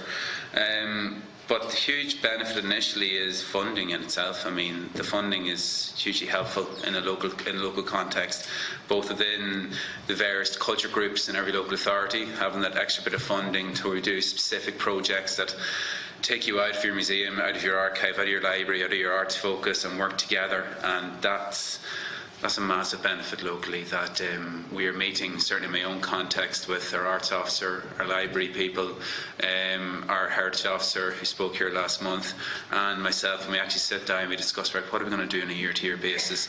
Not what are we doing in our own house, but what are we going to do together? So often you become a bit of a busy fool, you're working within your own silo and you don't really look outside it. So the creation of the cultural teams really exactly, a huge thing, and that is engendered then along the local authority. When we're making presentations, it raises the profile of the cultural sector within the local authority, not only just with the public but with the elected officials. The national programme aspect of it as well, like the 2016 programme, it's a national one, so you can go and speak to other councils and they're doing something similar, and you can learn from them what they've done better, what they've done worse, and again, it's growing, and it's something that I think again, goes back to that aspect of you can just be too busy locally. It really forces you to look national, and again, that's what brings us here today in a way. That aspect of looking at the bigger picture, and rather than just doing a lot in a little area, do much more and in a much bigger sphere. Now, how it can be improved. Initially when it came out, I think the perception was that it was very much arts focused as opposed to maybe heritage and culture. Now that was a perception. It was never written anywhere, but the feeling initially we certainly seen locally was that this is very much an arts focus. So a few years work now, we've seen how that's changed and people have actually understood a lot more. Well, look, this is a culture and a heritage aspect too. Now a lot of that comes to us. I mean, it's up to us as culture teams to challenge that perception, and we have done that locally, and I think that message is starting to get across now, that creativity can be anything. It doesn't have to be painting a picture, it doesn't have to be something artistic, it can be something in heritage, it can be something in museums, it can be something in archives, you can be creative in so many different ways. So I suppose when we're improving it, it's very much from a local level that improvement needs to come. Then just going back to the point on history. Loans. Sorry. History. Well, I'm going to, if you don't mind, I'm going to defer over to Judith. All right. In regards to loans, how can they be improved? Again, this is something we attended a seminar in the National Gallery 2 years ago now on lending objects to national institutions and national institutions lending objects to the greater community. The thing that came back again and again and again was personal relationships and building up that. I've mentioned it already, and I can't overemphasize it enough. You can be so busy doing work that you don't realise somebody else is doing, just 20, 30 miles down the road, 100 miles down the road. We're such a small country, there's no real reason why we can't know exactly what everyone else is doing in a very general sense. So those personal relationships that are displayed here today are, I think, one big step in how we can improve that. Obviously funding is the other one. In relation to the question on history then, I'm going to defer to my colleague Judith to answer that one. Only because I wanted to answer this question because I'm very passionate about it. I feel that the review is so important. We really need to look at the decision that was taken to take history off as a core subject in the curriculum, because I'm going to say something very, I think it was a really daft decision. I don't know where it came from, but to me, and I speak a lot to schools and to young people, and the idea that you could go to school and not actually study history at all, because there are schools that are, because of the choices that the students are making and the subjects that they study up to the, even at junior level, the school will then not allocate resources to history. So you can go through school and not learn anything except what you learned in primary school, which, as we all know, we forget as we get older. And we don't appreciate it as much. Absolutely not when you're younger. And it's so vitally important to us as individuals, as communities, and as a nation that we understand our history. And we cannot do that if we've taken it out of our schools, which we have to all intents and purposes. And the number of students who are studying it to Leaving Cert is getting less and less. And it seems to me sometimes that we've thrown the baby out with the bathwater sometimes when I know that the STEM subjects are very important. Science, technology, maths, and all of those. But history feeds into all of that. Absolutely, absolutely. But we seem to have focused on those and then forgotten about our history and our culture and our arts. And I know we're bringing arts back into it, but again, it's a little bit like what Liam was saying there around this whole idea of creativity. Sometimes when we talk about creativity, we focus on the arts, but it's much more than that. It's all about our culture. So we need to kind of refocus, and reviewing the fact that history is no longer a core subject is the beginning of that, I think, and it's so very important. As I said, I talk to children all the time, and it's one of those things that I'm always saying to them, you know, you have to understand where you're coming from, you have to understand your history. If you don't know that, then how can you move forward into the future, and how can we make better decisions about where we're going? I mean, you have to wonder if we had a better understanding of our history, whether Brexit was something that would have happened at all. I don't know. Could I just add to that, Jude? Without history, like our museums, you know, locally, nationally, I mean... Well, we'll become irrelevant, which is a horrendous thing to think, but if people don't have that grounding in their history, they won't understand what it is that we're trying to do. So we're fighting the good fight at our end with trying to get that across through our museums, but we need the support from our schools and from other areas as well. So it's a really important Well, I just agree with review. you. I think it was a daft decision, and it was reversed quickly. Hopefully we will be coming back to that issue, and thanks for that, Jude. I totally agree with you. And finally in this round, I'm not an unbiased chair. Finally in this round, the National Museum. Thank you, Chair. I suppose, thank you, Deputy, for your questions. And I suppose to talk about your question around the visitor numbers first, you know, yes, they increased at a time when resources were dropping, which really is a statement to the team that existed in the National Museum of Ireland, and that wasn't me. As many of you know, I'm a recent appointee in this role, so it is the people who I work with on a day-to-day basis, Maeve, who's here beside me, and some of my colleagues here in the public gallery, who continued to deliver programming in serious constraints. But I think also, to feed into your other question around history, what does it tell us? Well, it tells us that there is a significant desire and interest out there amongst audiences for the kinds of experiences that we provide in our museum. And I think it demonstrates that what's crucial for us as organisations is to think about our relevance to that. And I think the history question, I'm going to answer that from a personal perspective. I too personally would share the view that history is a crucial subject, but I also think that, you know, as we move forward in education and people are thinking oftentimes of ways that there can be a transdisciplinary approach to learning, our museums and cultural spaces can be the platforms by which we do that. So I think that unfortunately what tends to happen in these kind of scenarios is that you have very siloed thinking, where there's a delivery on a formal education subject that's delivered by the Department of Education perhaps, or education experts, without maybe including a more rounder, broader, non-formal learning environments such as museums, art spaces, cultural spaces, local museums. And really, if you think about the kind of learning environment that many of our young children are in today, that learning ecosystem is diverse. It involves local museums, it involves local sports clubs, it involves community groups, it involves art galleries, it involves formal education.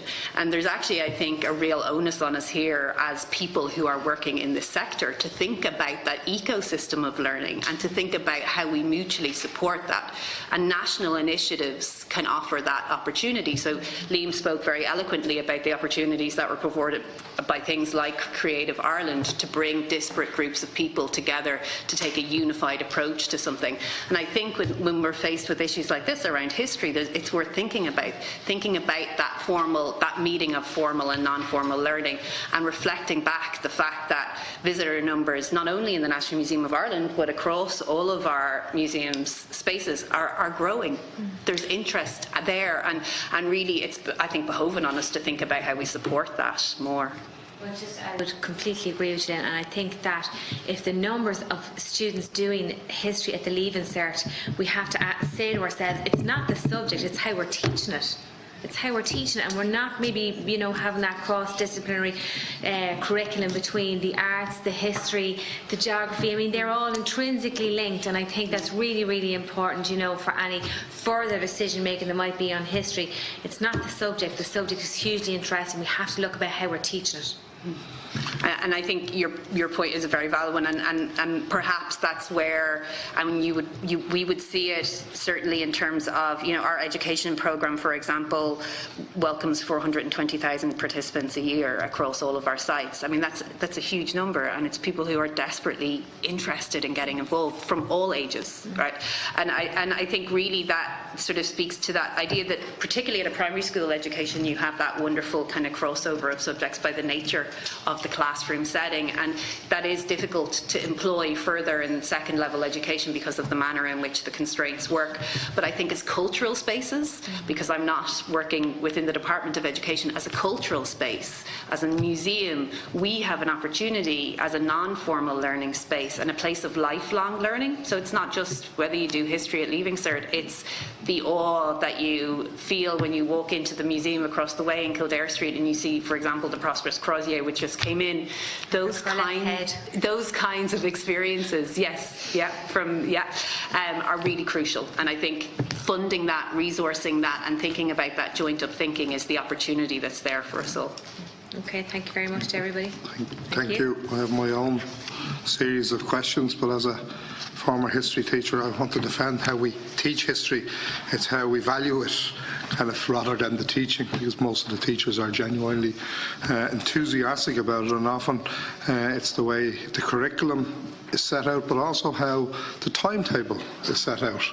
A review of history first thing on a Monday morning, it's very hard sometimes to motivate students, or it's the last thing on a Friday, or if you don't have the resources to visit sites, which is one of the constraints. So sometimes students only visit kind of when they're in transition year, where kind of they haven't taken the subjects up to junior cert in some cases, or have been in the class rather than taking part, and have no intention of taking it as a subject in the Leaving Cert, and kind of teachers try and motivate them, but kind of the subjects are already decided by the mother and father sometimes, because they're not valued as much, I don't think, and that's probably part of the reason why we're in the situation where it's not compulsory. I have a whole range of questions. I'm not going to go into every one of them. One of the ideas of bringing you here today is to try and ask you, which you've done, lay out the challenges for us, kind of so that we can pass them on your behalf, or on behalf of the people who have elected us to the department, try and be the conduits for yourselves of how to overcome difficulties you have. My father was in the National Museum for probably too long. He escaped. He took early retirement because of bureaucracy, and kind of he continued working even to this day. But at the time, things were a lot worse in the National Museum in terms of our collection and how we kept some material, and he said even at that time material went missing from the National Collection. He can't prove it because there was no full record, and he listed that there's 4 million pieces in the collection, and there's whatever 17,000 going to be in one kind of production soon, and that's welcome in particular for people who are students of that.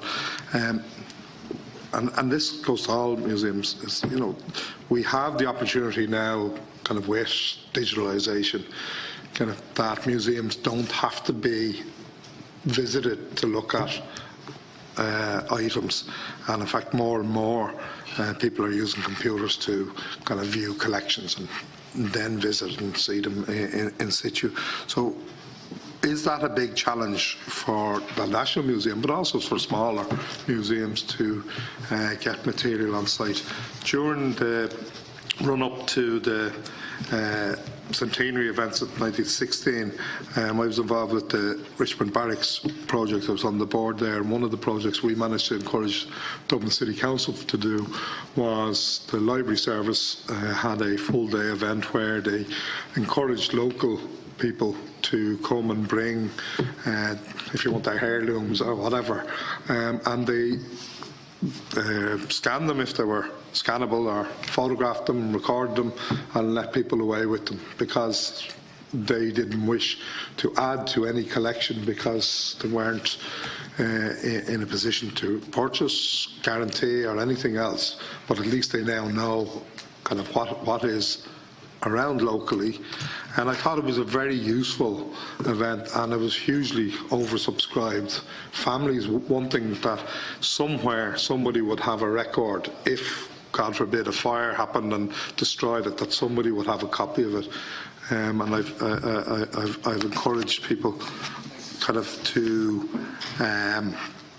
do the same with material. So when they come to me with old kind of election posters, or kind of in one case every single communication that was written from the H blocks on Bristol paper to a mother is still in a plastic bag in the attic, despite me requesting not to read them. I don't care what's in them. I just want them to scan them so that they could be there for his family in future generations or whatever. And you're trying to encourage people, and there is a fear, and we discussed it with a group of people last week, myself, when they give material to a collection, that's the last they'll see of it. So if I can impress upon you to look at that.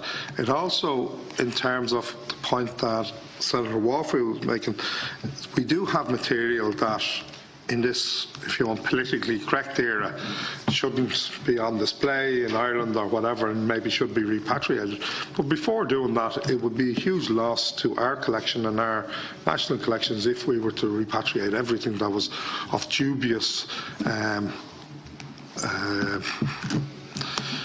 background. So, for instance, we have mummies. Logically, mummies shouldn't be in a museum. We shouldn't be staring at bodies of any type in a museum.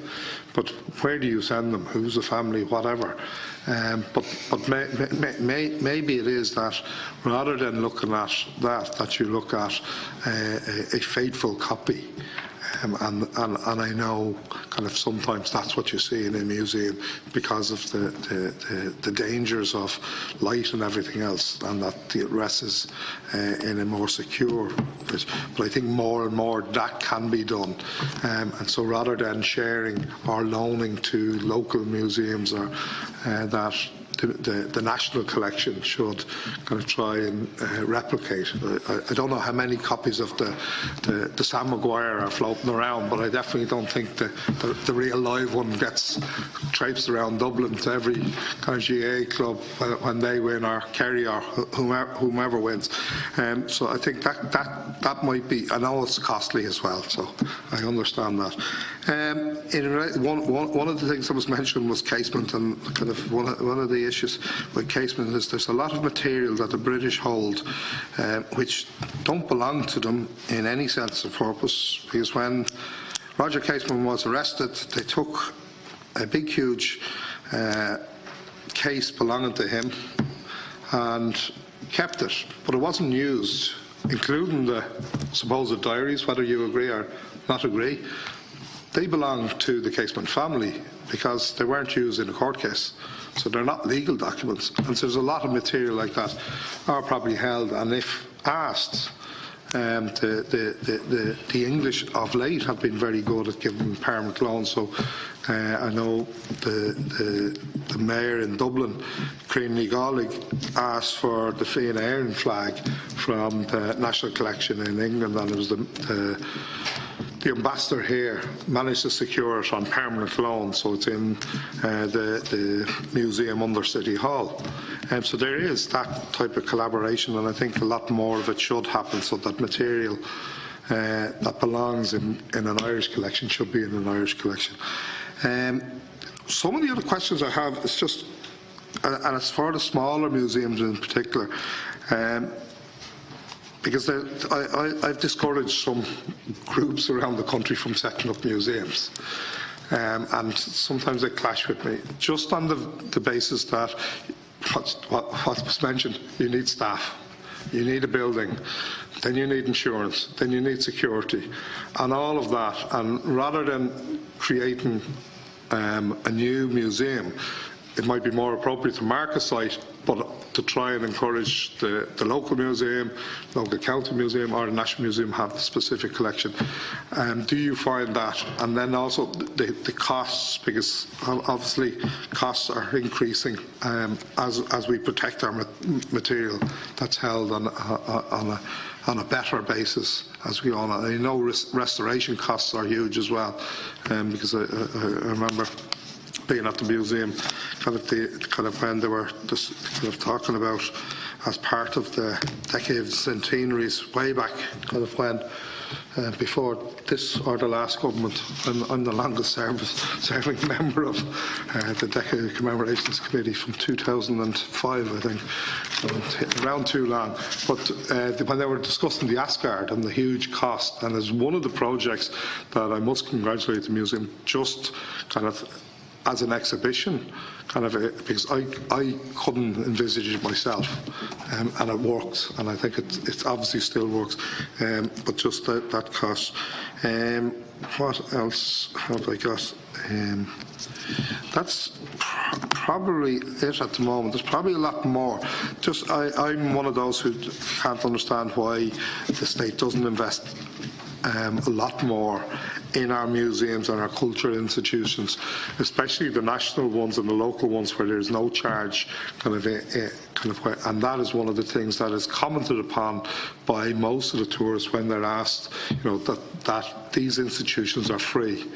In other countries, you pay sometimes a substantial amount to visit the national collections, but that the state doesn't invest to the degree it should, given how central our museums and cultural institutions are to our tourism, outside of how important it is to us. And so I think on this committee, anyway, from what I've heard since I've become chair, I think you'd have enthusiastic supporters here in terms of looking to increase the funding for cultural institutions. So if I ask you, if there was any questions in my ramblings, if you could address them. Chair, I might address your question around the digitisation that you were told about, which is crucial work, and it's something that the National Museum of Ireland is working on at the moment. We're just entering into the second phase of an inventory project, and then following on from that, there is the digitisation of the collection. And I suppose it's worth drawing people's attention to the fact that sometimes I think that there is perhaps not as much knowledge of the extent of resource that's needed to digitise a collection. I think that oftentimes people think it's merely a photograph, and as you would well be aware, Chair, by the time the data is recorded and the metadata aspect of that, so that, as you rightly pointed out, it can be accessible for all. It can be something that we can all get to wherever we are in the country or in the world, and I think for our national collection, which is outstanding and actually some of the best collections globally in certain areas, it should be something that people can access from anywhere in the world.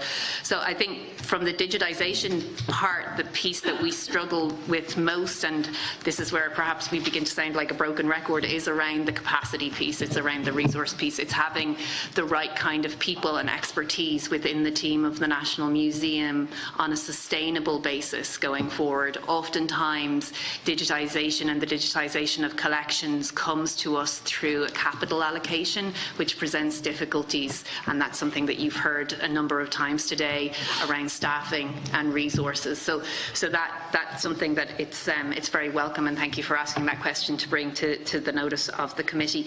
I might just add that one of the other pieces that you mentioned was about people in local communities and objects that they have one of the most successful projects that we've been working on just recently is, and I mentioned it in my opening statement, is the ICANN project, which is supported by Creative Ireland, which is our heritage.ie, where people can upload those experiences.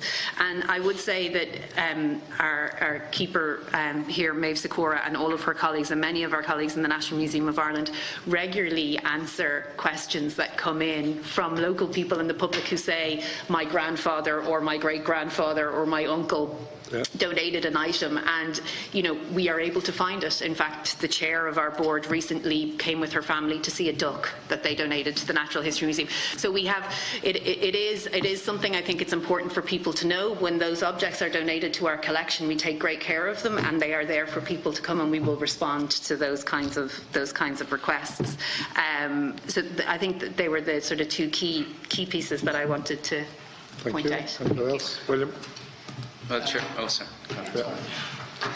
I think you've raised a number of really important issues there. I think museums always have a very particular set of fixed costs, in the form of our collections because of the long-term kind of duty of care that goes with them. And I think that's why it's so important that we think really hard around kind of sustainability and what is a coherent, strong, sustainable museum sector for Ireland, and build with that in mind. And I think there is a challenge then within existing museums, how they kind of can respond maybe to some, be responsive to some of the issues that arise at a local level in terms of how you help to work with other groups in terms of addressing some of the issues that kind of come forward in terms of where local communities feel that there's something that there is important that needs to be kind of addressed. I think that presents a challenge for existing museums. I think the challenge really, and I think the ask really from the sector should be to help us to unlock the potential within our collections. We hold these collections for society. They're not our collections. They're our collections in the broadest sense. They're your collections, our collections. But I think that unlocking their potential is really the great opportunity that museums have. And museums are changing, and I think it's important to recognise that. And thinking maybe more carefully about their role and purpose in society and the kind of social and economic impact that they can make. And I think museums at their best are really on that agenda in terms of building social cohesion, supporting local economic development, etc., etc. These are all kind of within the power of museums to kind of actually contribute.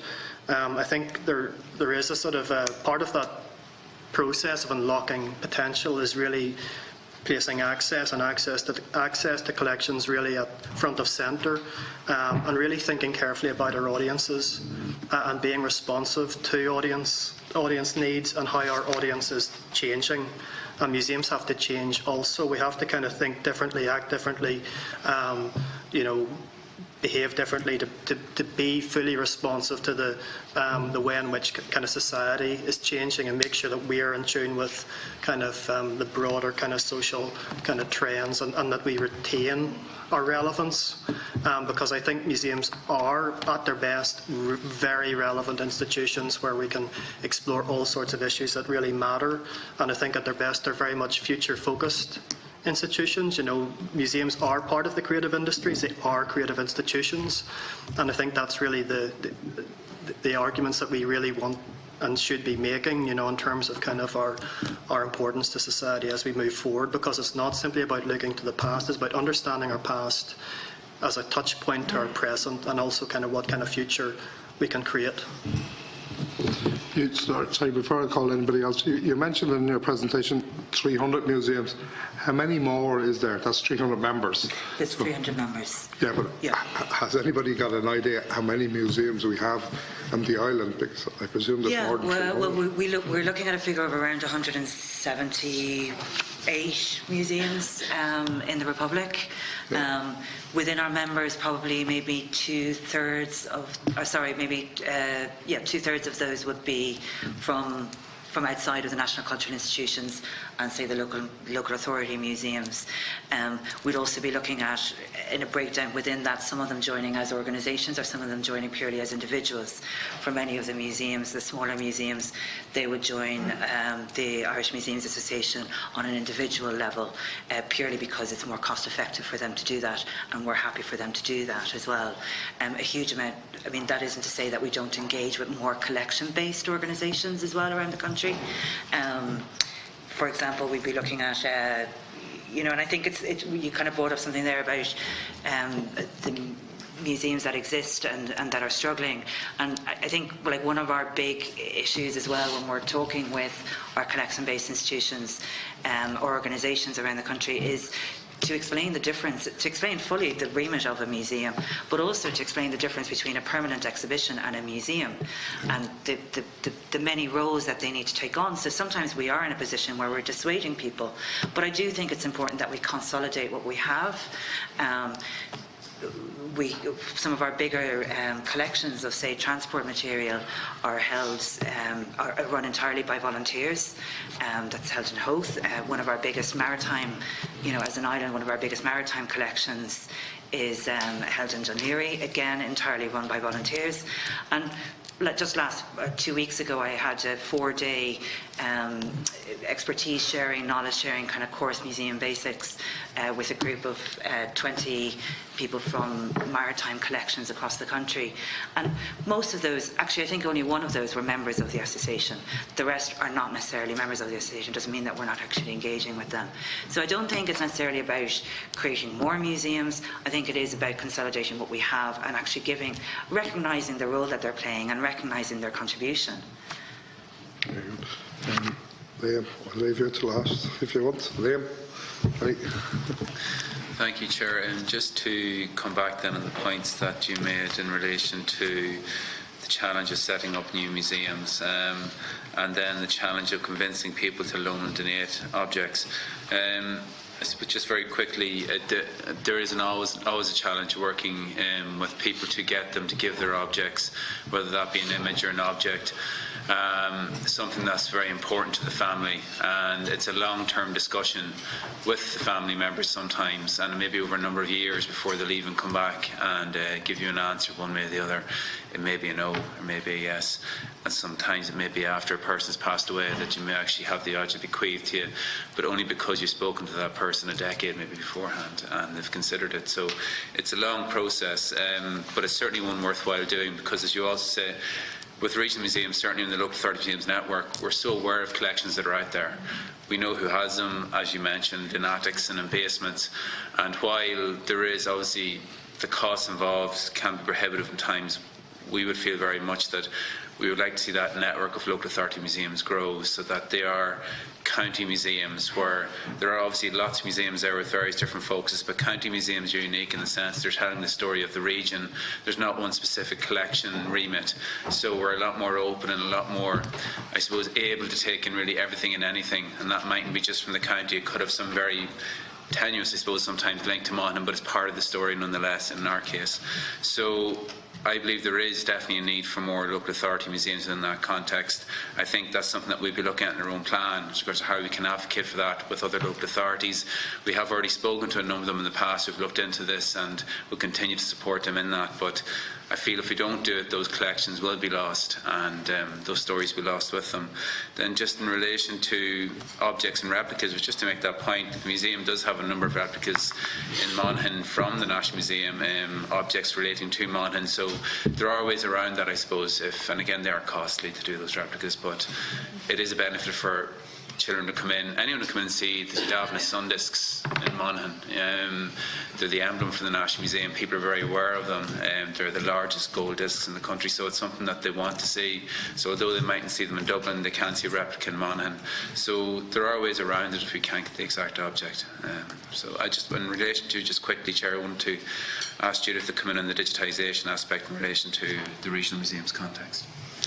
Yeah, well, I'd like to just echo what Lynn was saying. Digitisation is very important for us, but it is a challenge, no doubt about it. It's a challenge from the point of view of resourcing it, both financially and people-wise.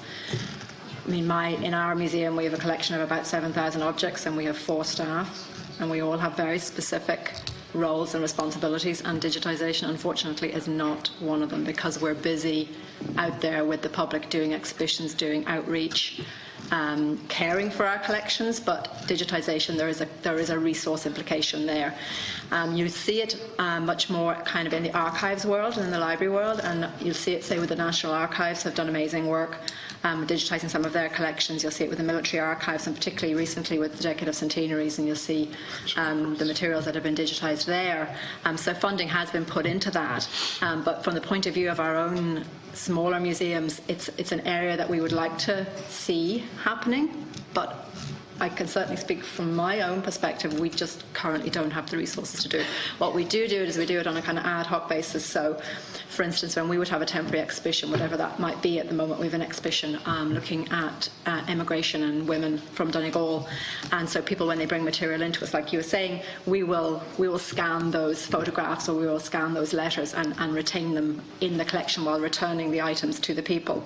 But it's just on an exhibition by exhibition basis. We're certainly not doing it on any sort of coherent basis at all. Thank you. Michael? Yes, and let's Beatrice first. Chairman. I just wanted to address the thing of digitisation and preservation. Obviously, particularly in relation to the local authority museums, we do need a national infrastructure of some form in which to stash these things, because digitisation brings the responsibility of digital preservation, which is an enormous expense and headache, and requires long-term planning, and it affects far wider than just the cultural sector. It's something we all need to look at, and that in a way is a discussion for another day. But I would like to say the other thing that is being shown, research has been done on European and things like that. It's showing that digitisation deepens existing links with objects and things. It doesn't widen audiences, and it's back to your point about what value do people place on things. If people don't know a collection's available online, they're not going to find it, they're not going to look for it.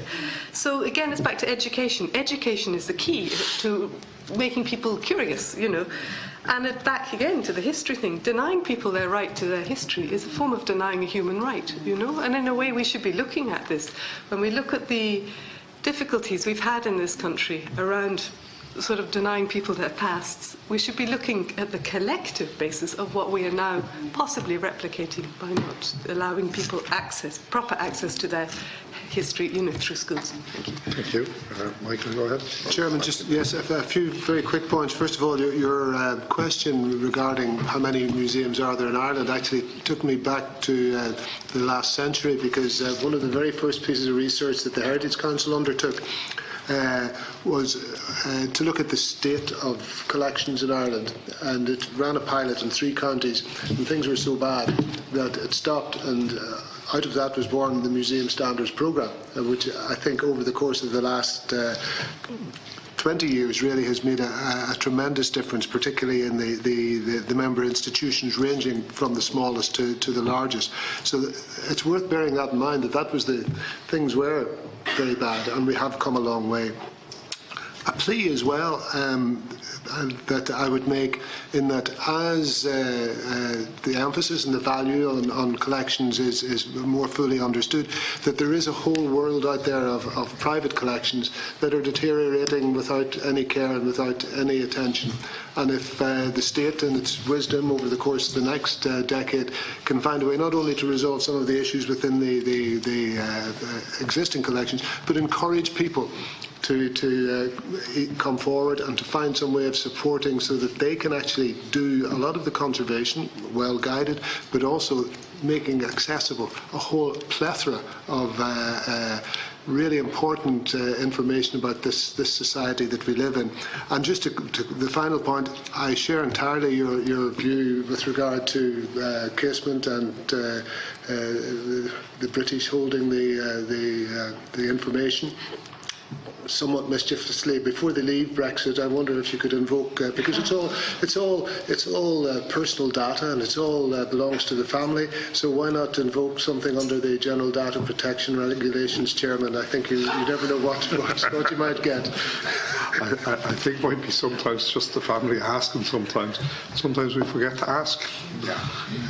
Maeve. Just to say that I work in the Irish Antiquities Division, which is the archaeological section of the museum, and we carry out a lot of the statutory roles that the National Museum is responsible for. So if something is found anywhere in the country, we're the ones who will go and investigate. But in my experience anyway, our relationships with designated curators, so they're designated under the National Cultural Institutions Act and under the National Monuments Act to work on behalf of the museum to protect this heritage.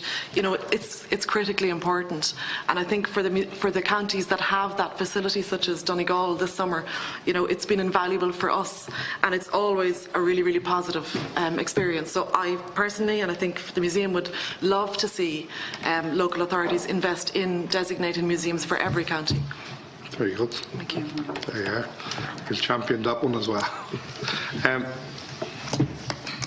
I don't know what you're going to ask. No, I'm not sure. I'm just going to apologise for having to leave, but we have the 8th Amendment, the repeal of the 8th Amendment is in the Senate, and it's a very profound issue. And we were just talking to the Minister about some amendments we wanted, so whether you're pro-choice or pro-life or whatever, I think it's so profound that I just wanted to be there when he was looking at some of the amendments. So that was the only reason I left. But I wondered if my Michael Davitt Museum in Strade, one of the most beautiful little museums in Strade, I think was mentioned actually, how we could get it to stay open. Could I just add to that? The Michael Davitt Museum is actually part of the Standards programme, and unfortunately it is open, but like most of the many small museums, they are open at smaller time periods. So it does sometimes just mean that a lot of those museums can only open during a couple of hours during a morning or at a weekend or seasonally. But the Michael Davitt Museum is actually doing some amazing work. I know it well, but every time I pass it by it's closed. According to this, it's volunteer run. It's what? It's volunteer run. So it's mainly staffed through a community employment scheme with excellent people, but it shows how in a way let's say the creativity of the museum sector, where people can use schemes that have been designed maybe for other types of work to assist, but it's also why we need to support more. Heritage and museums, it has the potential to be an enormous long-term, high-skilled employer across the country and in rural areas. You know, so. And do you think Mayo County Council then should really be doing more to keep it alive every morning of the week and through the winter months or whatever, or early summers, or? Well, depending on what the support is, I mean, I think Mayo and the people who run it have to come to some form of agreement. I wouldn't like to sort of say what they must do, you know, but it's there has to be some form of support in a way on a more permanent basis to absolutely, you know, whether it's the county council or whether it's another organisation, it almost doesn't. Well, I kind of believe the Museum of Country Life, to the chair, up the road, you know, which is a very distinctive and distinguished museum. It kind of gets caught really in the hedge then itself, you know. So it's not being. And I think it's really the point that you're all making in one way. The funding is terribly important, and people to run things are as important as the building itself. And the preservation of the building can only happen if the people are there to open the door and bring the schools in and the arts centres in and whatever. And I think that's a very good point made by you, Michael, that we're very good at building buildings and decking them out. We did it with theatres all over the world. We forgot about all over the country how people have to run these and bring people into them, but the energy of the person, the passion of the person. Yeah, I would agree with that. So that's really why it's a small example of a bigger issue, really. Yeah. Okay. Messenger Shin Kokormut Scorlish and Maidata the Gwing Yov. We'll conclude our consideration. Our two sport of Wallam or Agadera Buikas Gwal Liverfad on our museum, the local authority museum network, the Irish Museum Association, agus an Corla Oireachtas as on made a Ryan Shivling in Yov, Guramila Mahaguf, as an Kuna. I would hope that we will be able to communicate with you as we develop this further as a committee. We have to discuss exactly how we bring this forward, which could include asking the department or the minister to come before us to elaborate on some of or answer some of the questions you've put, but maybe elaborate on some of the policy positions that we have at the moment to try and ensure that we end up with a better museum network throughout the country, which serves the needs of the future, as you've outlined, and as I wholeheartedly support. So, for Gura Maith Cuív, agus with that, I suspend for a number of minutes, and I just want to return to private session, and if so, we'll suspend to allow the visitors to